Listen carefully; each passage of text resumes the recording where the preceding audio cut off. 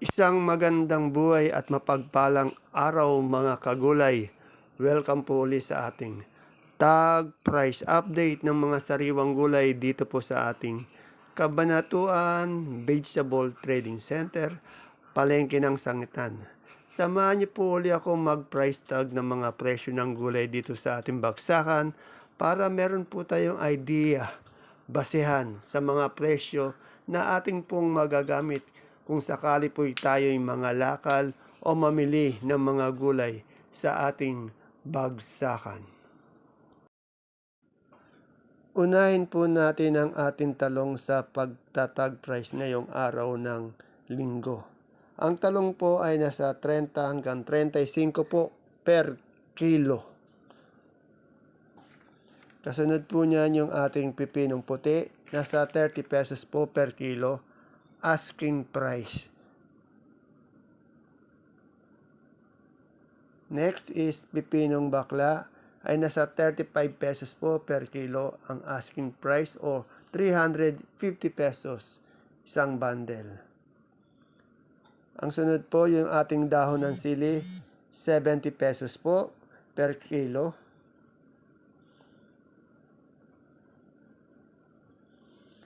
Next po yung ating sitaw. Yung sitaw po medyo umangat, nasa 1,005 hanggang 1,007 isang bundle o 150 o 170 isang big kiss. Sa atin naman pong beans ay nasa 50 hanggang 60 pesos po per kilo. Ang ating bonitong ampalaya ay nasa 40 hanggang 45 pesos po per kilo. Yung siling panigang po natin, mababa pa rin siya, nasa 20 hanggang 25 pesos po per kilo. At yung ating kalamansi po, medyo maganda-ganda pa rin ang presyo niya. Meron pong 1,005 hanggang 1,700 isang red bag o isang buriki o 30 kilos po. Sa siling Taiwan po natin, napakababa po. May 48 hanggang 50 pesos po per kilo. Napakababa pa rin ng ating siling labuyo. Sunod po yung ating Sophia kalabasa, medyo umangat po. Nasa 40 pesos po per kilo or 400 pesos isang bundle. Yung ating ampalaya naman po ay nasa 55 hanggang 60 pesos po per kilo or 600 isang bundle. Yan po, nasabi natin kanina yung ating beans nasa 50 hanggang 60 pesos po per kilo. Sa ating pechay naman po, meron po tayong pechay na 15 pesos. Meron din po tayong 20 pesos per kilo. At yung ating sigarilyas naman po, medyo umangat siya ng konti. Nasa 100 pesos po per kilo. Ayan po yung ating dahon ng sili po, 70 pesos po per kilo. Sa ating pong kamote, 8 piso po. Yung okra po natin, no? Yung okra natin ay nasa 65 pesos po per kilo. Medyo angat po yung okra. Yung kanina talbos ng kamote, 8 piso ang tali. Sa ating mga kamote naman po, yung ating Taiwan Sea, 50 pesos, yung ubi 42 pesos, yung dilaw 37, yung puti 35 pesos po per kilo. Sa singkamas po natin, 100, isang bigkis o isang tali. Sa ating dahon ng ampalaya, 50 pesos po per kilo.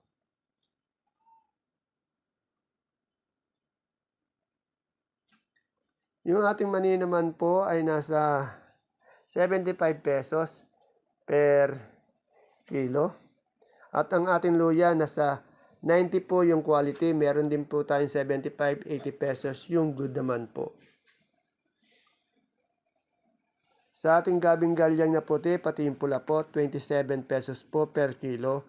At yung ating sinibuyas naman po ay 60 hanggang 70 pesos po per kilo.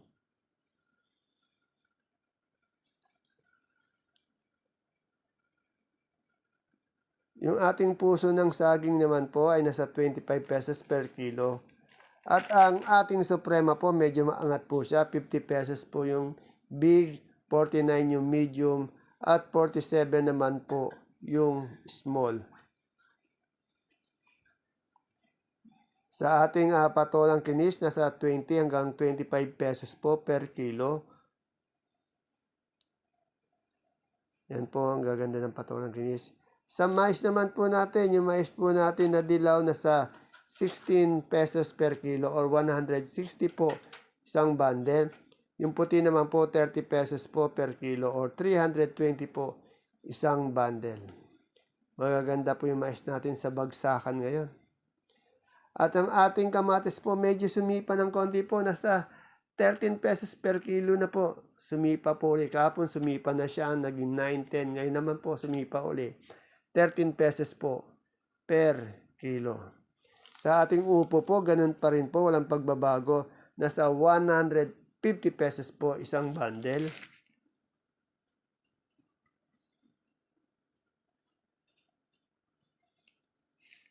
Yung ating patolang palikpik naman po ay nasa 30 hanggang 35 pesos po per kilo.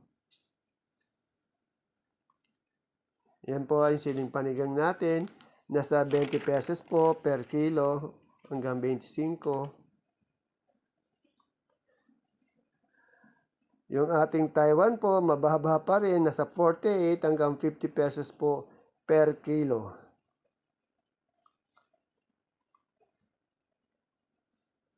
Yung ating siling sultan naman po, medyo umangat naman siya.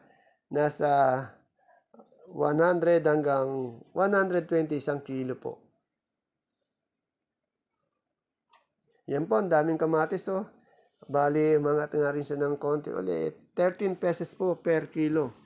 At yung ating kalamansi, pinakamaganda niya po, 1,700 isang burike o isang red bag, 30 kilos po yun. Yung ating talong na domino, 20 hanggang 25 pesos po per kilo. At yung murado po natin talong, nasa 30 pesos po per kilo. Yung ating namang hagod, meron po tayong hagod ngayon sa baksakan, ay nasa 40 pesos po per tali. Yan yung ampalaya po natin, nasa 55 hanggang 60 pesos po per kilo. At yung ating okra nga po, medyo umangat siya, nasa 65 pesos po per kilo or 650 isang bundle. Yan pechay po, nasa 15 pesos hanggang 20 pesos per kilo. At yung ating mustasa po, 20 hanggang 25 pesos po per kilo. Sa ating sampalok naman po ay nasa 40 pesos po per kilo or 400 isang bundle. Dami pa rin kamatis. Kaya lang medyo umaangat na siya. Yan yung mais natin, yung puti natin. Nasa 300 hanggang 320.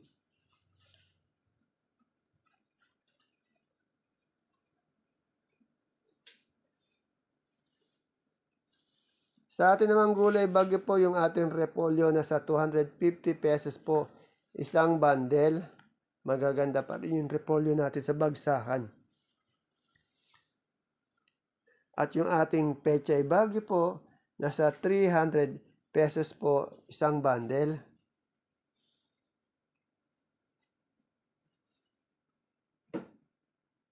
Sa atin namang pong sayote, magaganda rin yung sayote natin. 250 pesos po isang bundle.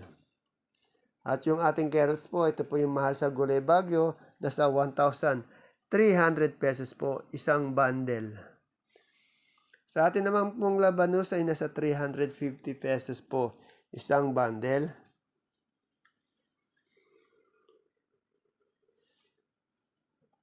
At yung ating pipino po ay nasa 600 pesos po isang bundle.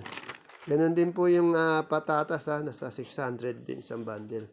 Sa ating broccoli naman po, isang kilo po nasa 70 pesos.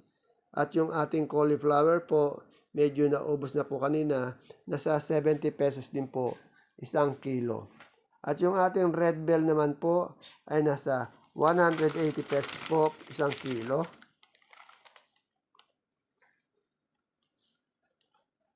At yung ating green bell ay nasa 250 pesos po isang kilo.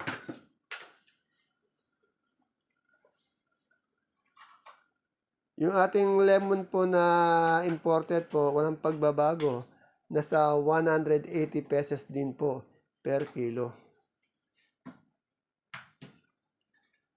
Yung ating celery ay nasa 100 pesos po isang kilo. At siyempre po yung ating namang leeks 140 pesos po isang kilo. Yung Baguio beans po natin ay nasa 90 pesos po per kilo. Baguio po yan ha. Yung ating lettuce po na green eyes o yung green leaf ay 100 pesos po per kilo. Yung ating romaine po na lettuce 120 po per kilo. Wala po tayong green iceberg o yung bilog na lettuce. At yung ating butchoy naman po ay nasa 100 pesos per kilo. Dako naman po tayo sa ating mga sibuyas at bawang. Sa sibuyas po natin puti, yung 10 kilo po isang red bag, nasa 350 pesos po isang bundle. Puti po yan ha. 10 kilo yan. At yung pula po natin, 10 kilo din po. Nasa 500 pesos po isang bundle o isang red bag o isang buriki.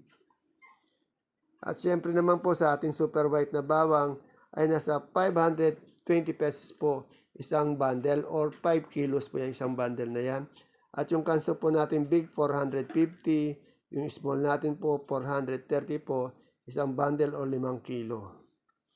At siyempre po yung munggo natin tumaas 2008.